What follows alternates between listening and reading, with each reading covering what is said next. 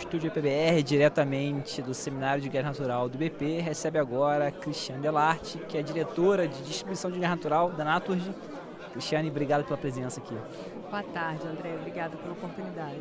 Bacana. Bom, Cristiane, a gente vai começar a conversa sobre diversificação de portfólio, né? Ou melhor dizendo, diversificação de supridores da Naturgy. A Naturgy vem de um processo, né, desgastante de judicialização do contrato com a Petrobras. Ao mesmo tempo, foi ao mercado para tentar diversificar um pouco. Claro que não dá para descontratar tudo que tem com a Petrobras, mas, né, tentar novos supridores ali no mercado, e encerrou uma chamada pública recente. Queria dar uma palhinha para a gente assim, de como é que foi esse processo.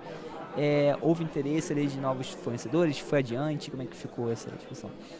Como que eu resumiria, né, essa situação, André? A gente tem hoje uma necessidade de 8 milhões de metros cúbicos dia, se a gente olhar para as 3 distribuidoras da Naturgy, né, operadas pela Naturgy.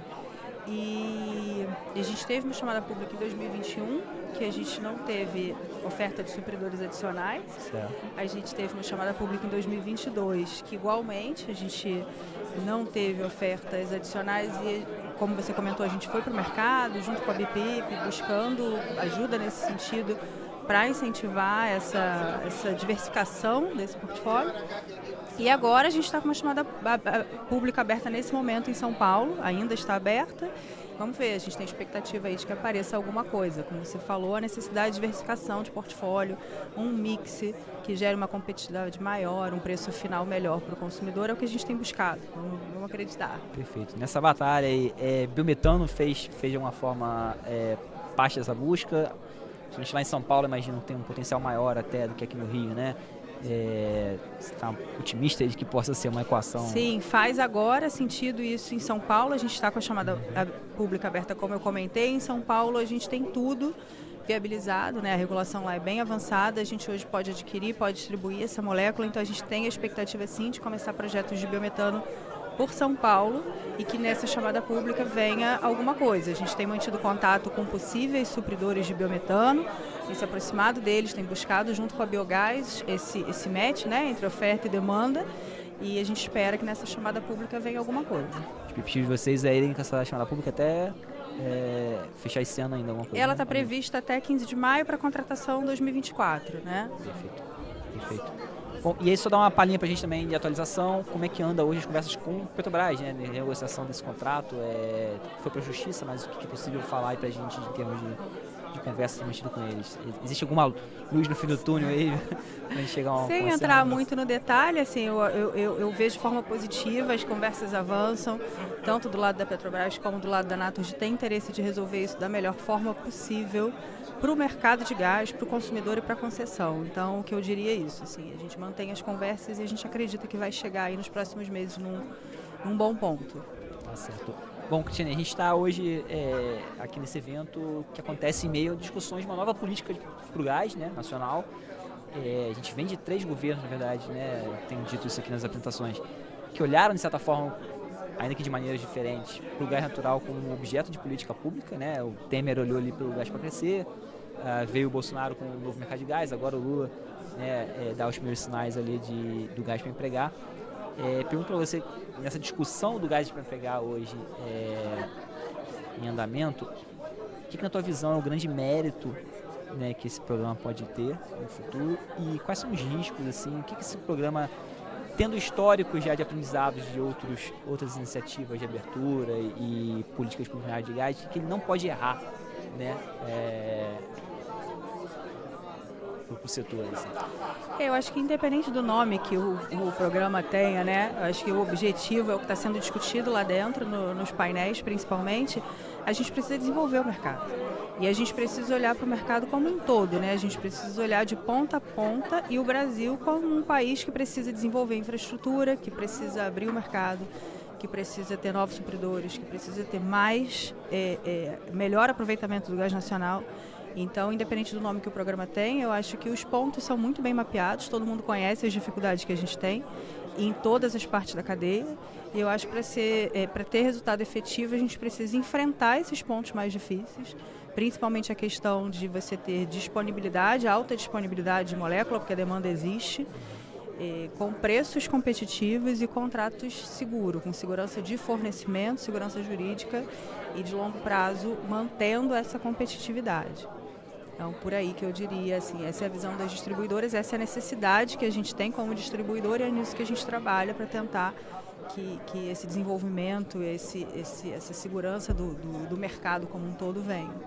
Tem otimismo de que essa oferta de gás aí que está por vir, ela venha a preços competitivos, mesmo que esse seja o pleito, obviamente, de todo consumidor e na tua E é o que a gente busca também, né? assim, inclusive o nosso painel foi sobre gás onshore e biometano. Então, e sobre isso a gente falou muito, ou seja, tanto o gás onshore é um grande potencial de um gás competitivo, muito mais competitivo, quanto o biometano, ainda em menor escala, né? O problema do biometano ainda é a escala, mas também é uma molécula que tem um potencial de ser muito competitiva e descentralizado, né? O que também ajuda nessa competitividade. Então a gente está otimista, sim, que existam outras soluções e outras alternativas à nossa realidade de hoje. Acredita que o gás de pré-sal pode vir de forma competitiva hoje? Se a gente olhar priorizando o gás nacional, sim. Resolver a questão da reinjeção, sim. De que forma a gente prioriza esse gás nacional, né? Que é o grande mote dessa discussão do programa, né? Mas ainda muito vago, ainda falta aprofundamento dessas diretrizes, mas na tua visão, assim, como é que a gente pode priorizar o gás nacional? É reduzindo compromissos de importação? É simplesmente mesmo fomentando o escoamento e por si só o mercado se resolve a partir daí? Eu acho que a gente, assim, hoje ainda existe uma diferença muito grande entre o gás natural e quando a gente olha para o óleo, né? Então, a gente falando de gás natural, ele ainda perde em interesse financeiro em relação ao óleo. Acho que a gente tem que conseguir desvencilhar um pouco essa visão só financeira e pensar em desenvolvimento. E aí, quando você pensa em desenvolvimento, você aceita, né, o fato de que a gente precisa reduzir essa reinjeção e ter um melhor aproveitamento do gás nacional, ou, em compensação disso, não fazendo isso, a gente ter realmente desenvolvimento para oferta incremental, para novos volumes, para que a gente não precise interferir na reinjeção. Uma das duas soluções tem que ter e a gente conseguir ter um volume nacional mais expressivo, que a gente não precise importar e não precise depender dessa política de preços internacionais. Tem que se dissociar um pouco do GNL aí na precificação. Exatamente. Tá. E, Cristiane, hoje, enfim, existe dentro do Rio de Janeiro, você mencionou ali que existe, por exemplo, muito carente, né, de infraestrutura, né, seja de escoamento, transporte e tal. No Rio de Janeiro, vocês têm isso mapeado? Assim, existe um gargalo no Rio que, de certa forma, trave hoje o mercado da Naturgy? Olha, a gente tem hoje, né, na Naturgy, olhando para a Naturgy, a gente tem 8.200 quilômetros de rede. Eu considero até que é uma infraestrutura boa, mas ainda a gente tem uma necessidade de uma nova infraestrutura, principalmente quando a gente olha para o interior. Quando a gente olha para o interior do Rio, a gente precisa alcançar a área de concessão metropolitana, a gente já alcançou toda, só falta um município que tem previsão de abastecimento à frente já em curto espaço de tempo. Quando a gente olha para o interior, a gente precisa desenvolver essa infraestrutura aí. E aí, quando a gente fala de infraestrutura, não só de rede, malha de rede, né? A gente tem, como eu comentei lá dentro no painel, a possibilidade de projetos estruturantes. A gente tem hoje 7 projetos estruturantes que alcançam municípios que não têm rede ligada à malha. A gente pode avançar com isso. E aí entra também a flexibilidade do biometano e do gás onshore em interiorizar, né, esse gás. A gente estava falando sobre competitividade da molécula, né? E o governo tem dado demonstrações, né, de interesse de privilegiar determinados segmentos da economia ali, sobretudo química e fertilizantes, nessa oferta de gás nacional.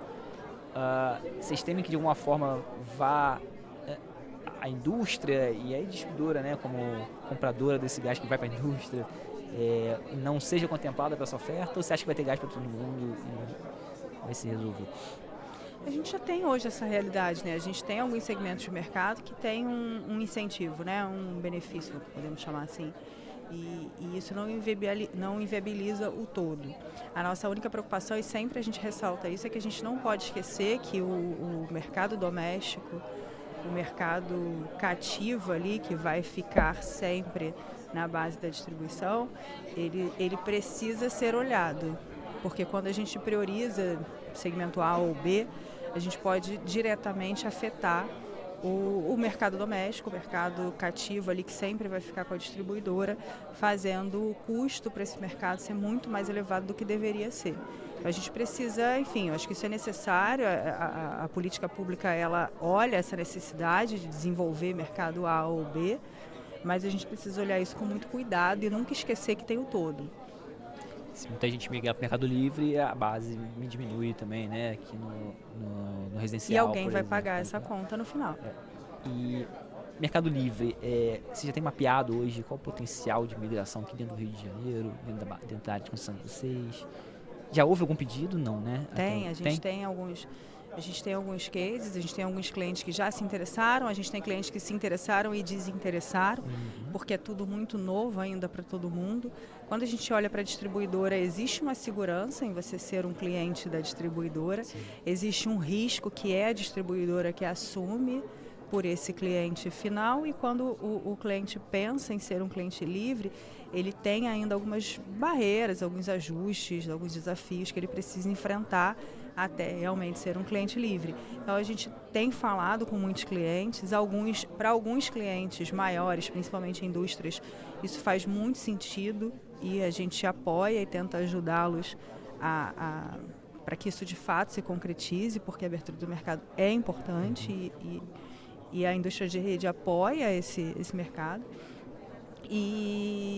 Mas a gente ainda não tem muitos casos concretos, né? Foi como eu falei, é ainda algo recente quando a gente olha para... Acho que a gente já teve uma evolução, um avanço importante quando a gente olha para a parte de exploração, produção, processamento. E agora a gente está começando a ter isso muito mais forte no transporte e na distribuição. Em algum momento também isso vai ser mais forte.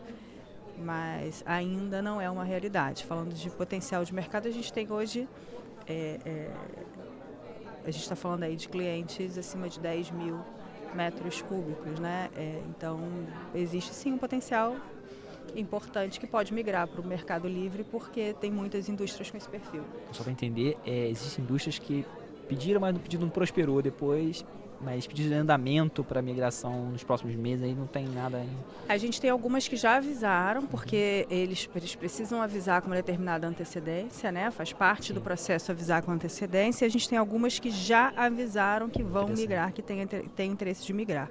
E a gente teve algumas que avisaram, mas quando se aproximou do prazo, recuaram, porque ainda não estavam prontas para definitivamente ir ao mercado. Perfeito, perfeito. Um assunto que foi colocado pelo secretário de Energia daqui do Rio recentemente, na entrevista à IPBR, foi a questão da relicitação da concessão da Natureza. Como é que vocês têm avaliado os riscos disso? Você pode inteirar aqui o público, né? Talvez não tenha.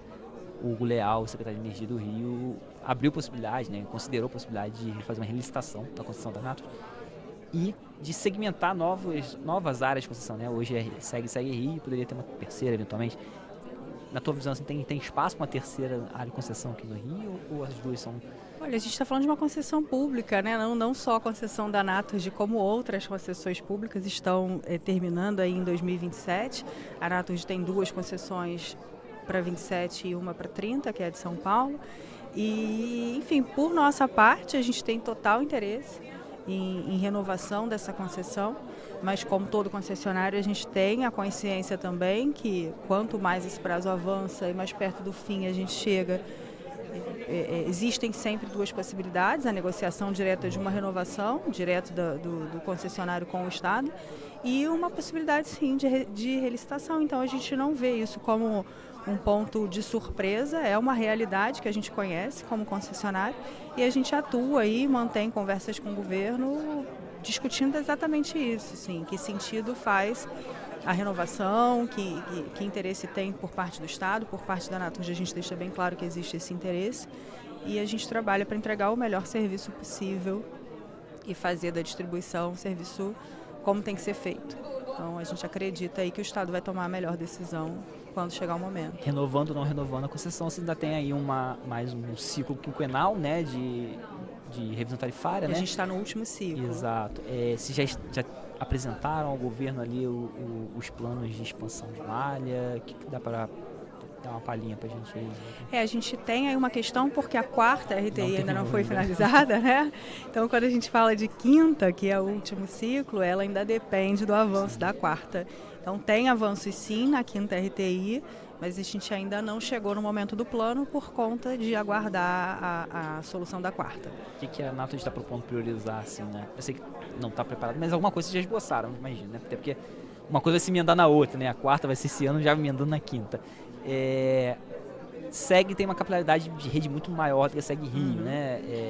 Então imagino que SEG Rio, que a gente dá para imaginar que SEG Rio vai passar por uma utilização maior, mais forte do que tem talvez compromissos mais fortes de investimento do que a SEG, é por aí?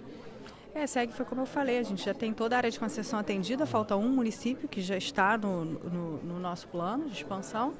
E a gente tem um plano de expansão voltado, sim, para a interiorização, como eu tinha comentado antes, mas muito dessa definição desse plano vem do próprio governo. A visão não é de que esse plano é unilateral da Natur, já ao contrário, né? A gente ouve muito as necessidades do governo, apontadas pelo governo, e também, enfim, conversa com os municípios, entende os polos industriais que estão por vir, as indústrias. A gente tem um processo aí muito, está se falando de reindustrialização, né, do Estado. Os planos têm sempre que acompanhar isso, não tem outro caminho. Então a gente ouve muito também para entregar um plano que se adeque à necessidade do Estado. Na última revisão tarifária, né, na última expansão projetada, o GNC ele foi colocado como alternativa, né, de gasoduto virtual ali para atendimento. O mercado evoluiu um pouco. Você acha que o GNL pode pintar aí como alternativa essa A gente geração? tem um olhar, André, esse é um tema bem interessante. A gente faz um olhar, a gente hoje não olha num primeiro momento muito o que vai ser, né? Se vai ser GNL, se vai ser GNC, se vai ser biometano. A gente tenta chegar no município que a gente precisa atender com a forma mais eficiente, com o melhor custo final para o consumidor. Então, a gente olha tanto GNL, a gente tem 7 projetos de GNC, como eu comentei, que são os projetos estruturantes implantados já, e a gente tem projetos de biometano também em vista. Então, GNL hoje a gente tem uma dificuldade, que a única forma desse GNL entrar por projetos estruturantes e gás natural comprimido, né, vamos dizer assim, com transporte de compressão, a gente é por Paulínia. Então aí a gente começa a entrar numa questão de distância, né? Se sair de Paulínia, de Paulínia, é isso, gás local. Se a gente sair de Paulínia para atender um município muito distante, no interior do Rio, o transporte desse GNL pode ser inviabilizado, pode inviabilizar o custo final. O investidor interessado, acho que BP, né? De colocar small scale ali na Sul, né? Pode ser uma alternativa também. A gente olha todas as alternativas. Então a gente tem olhar para projetos de small scale, de GNL, a gente tem projetos de biometano em vista e a gente continua também com o olhar dos gasodutos virtuais, né? Além dos 7 que a gente já tem. Existem sim municípios onde faz sentido que a gente ainda não chegue com uma infraestrutura de rede, mas faça um desenvolvimento local da infraestrutura com um projeto estruturante. Biometano, vocês olham algo que foi parecido ali com o gás brasiliano em São Paulo, que fez redes, uma rede isolada, né? Uma rede... Sim. Eu comentei ali no painel que a gente tem um projeto bem bacana, que são os municípios verdes. O que é isso, né? A possibilidade de a gente abastecer municípios 100% com biometano. Existem municípios que a necessidade é menor e a gente já conseguiria, com a produção do biometano ainda que pequena, suprir todo o município, como por exemplo Friburgo. E existem outros municípios que a gente ainda pode fazer o gás natural como um backup do biometano, uma segurança ali para o biometano até o biometano se desenvolver. Então a gente olha para o biometano dessa forma. A gente começa a olhar assim, a gente tem Cocal, né? A gente como Brasil, a gente tem Cocal em Presidente Prudente, a gente tem GNR Fortaleza injetando direto na rede, por exemplo. E aqui no Rio e em São Paulo, a gente olha possibilidades de fazer municípios 100% verdes.